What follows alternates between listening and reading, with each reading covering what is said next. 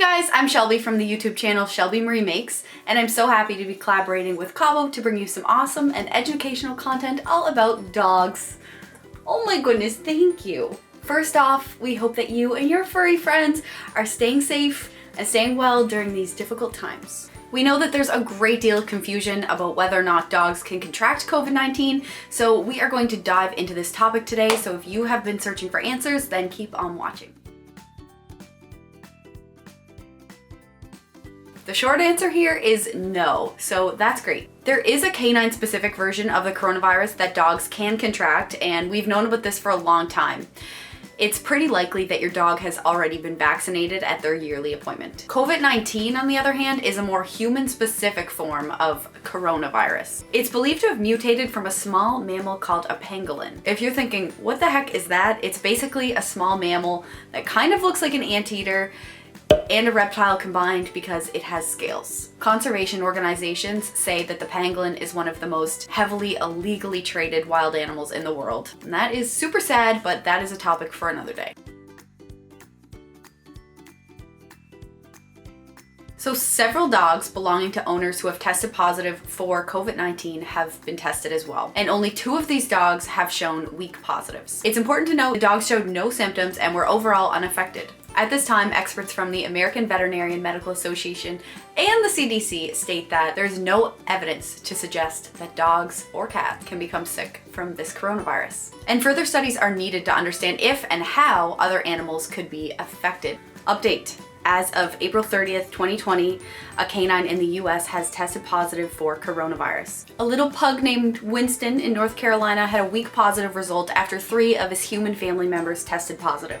Winston only showed very mild symptoms for a short period of time. Little Winston is now doing fine, and doctors will say he will make a full recovery, and the risk of transmission from canine to human is still very low. And it is overall just unlikely that dogs are a carrier for this virus. I'm sure that you've all seen the photos circulating online of dogs wearing these adorable little face masks and little hazmat suits, so you might be wondering if this is necessary, and the answer is no. Since it's unlikely that your dog can even contract COVID-19, these masks are basically just unnecessary and pretty uncomfortable for your dog. Let's save all the PPE gear for the humans who are working on the front lines to help keep us safe.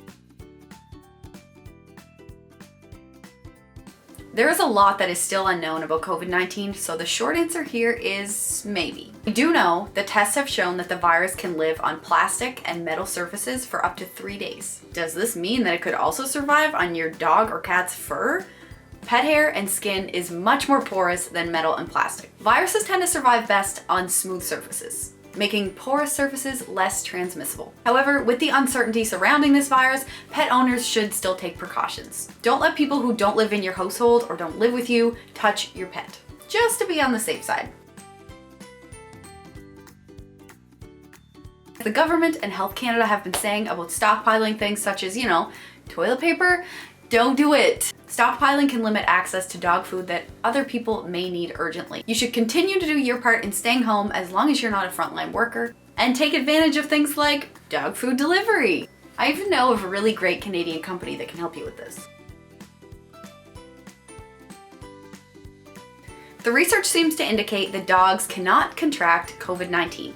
And there's a pretty low chance of fur to skin transmission. Similar to humans, social distancing should be practiced with our pets too. As pet owners, we should be making sure that our pets still get the proper exercise that they need. But just be careful when you go out for a walk or to the dog park or on the sidewalk, and don't let other people touch, pet, or hug your dog.